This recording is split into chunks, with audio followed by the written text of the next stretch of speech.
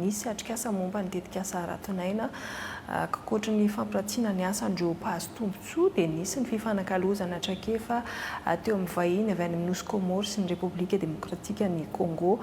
Fantatra tamin'ny fotoana io fa misy ny fikajiana ny tontolo iainana ao anatin'ny tetikasa ankoatra ny fiahinany maha-olona hitantaratra moa ny fivoaran'ny fiainandreo mpahazo tombontsoa raha ity tatra hoentinandro Solandriamasinoro eo amin'ny sarin'ny Firary-Janilety. Fiampiariana maromaro no afaka nivelatra vokatry ny tetikasa ara-tonaina.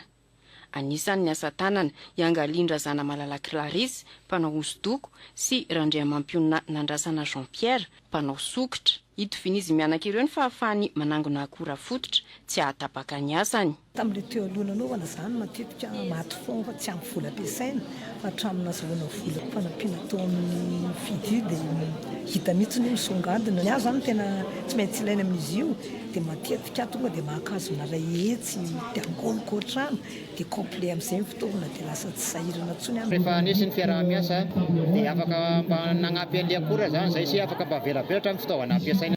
Afaka nanatsara ny vokatra amidiny koa sy Mami Leba, monina ny Tomasina. Zanakandeo misakafo tsara, mianatra. Ahoana ny fomba fitsinjarana ny vola azo indray ao tokantrano? Natondray zao hoe vola miditra sy ny vola mivoaka dia tombarotra. Izay zao natolony zareo.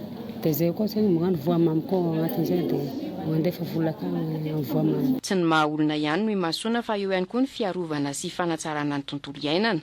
Ankohonana Arivo sy Roalina sy Iraetsy ohatra no mirotsaka amin'ny fitantanana sy fanodinana fako. Mihoatra ny 405 hektara ny velaran-tany nampiasana ny fepetra fitahirizana ny nofon-tany sy ny rano. Zava-dehibe ny fifanankalozana traikefa na eo amin'ny samy mpahazo tombontsoa na eo amin'ny firenena mampiatra ny toana ara-tsosialy ampivoarana hatrany ny lafin'ny maha-olona. Nanatrika izany ny solontenan'ny Repoblika ny Congo sy ny aviatsy amin'ny Nosy Comore. Ohatra fotsiny amin'izany ry zareo no maka lesona bebe kokoa aty amintsika amin'izao fotoana izao satria isika eto Madagasikara dia efa lasa lavidavitra kokoa amin'izany fiainana ara-tsosialy zany.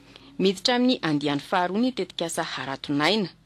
Hamafisina ny tosika rehetra hanatsarana hatrany ny farim-piainan'ny tokantrano marefo. Jerena izay ara-tonaina zaka ilay izy ara-bola nefa misy resultat tena tsara dia ny vokatra nefa tsy eo amin'ny tokantrano ihany voaporofo hoe rehefa mame fanampiana ianao amina groupe anankiray dia ilay manodidina ihany koa bénéficier.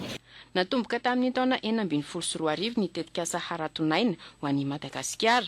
Nanohanana ankohonana mihoatra ny eninalina sy roa hetsy sy iray tapitrisa amin'ny alalan'ny asa avotra mirindra, ny vatsin'ankohonana sy ny asa vonjovoina.